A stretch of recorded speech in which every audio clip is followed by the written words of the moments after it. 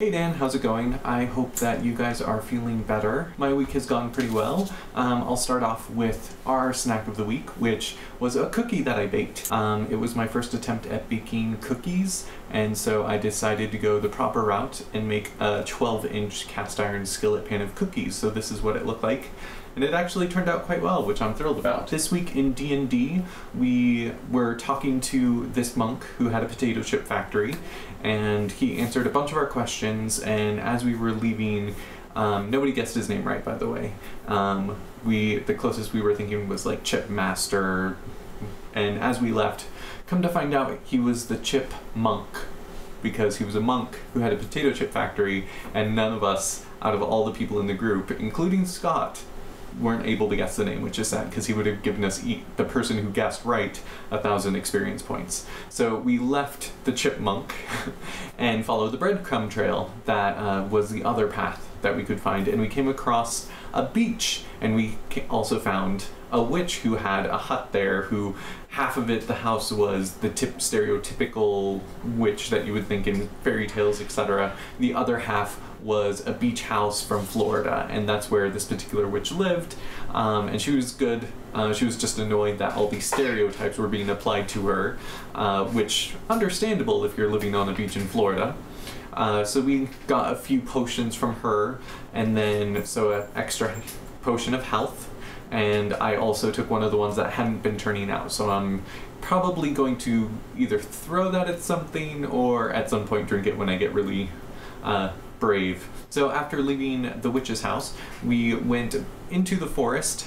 She also gave us a map so that we could find hidden trails. It was a magical map, so we could find hidden trails within the forest. So we were able to find this hidden trail that was full of traps and a lot of things that kept blocking our way, and we just slowly made progress forward. At the end of the night, we came across columns along the path, and there were 4 armor-plated, glowing guys who really didn't want us to pass, but we were able to defeat them and are now camping for the night. So we are also doing NaNoWriMo, as you know.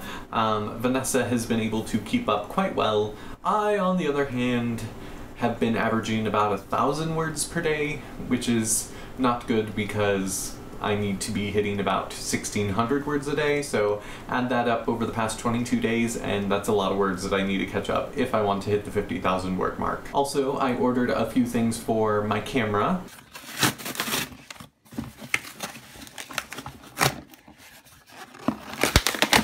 There we go. That's cool.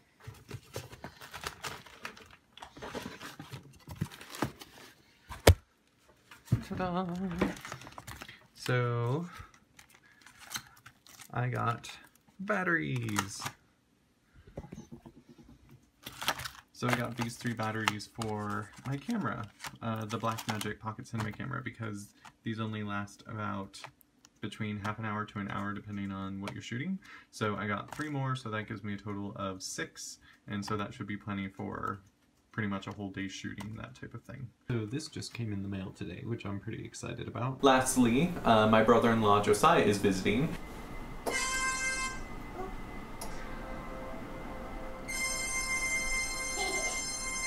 So he might actually do some fire poi, and which I will film and include some clips of.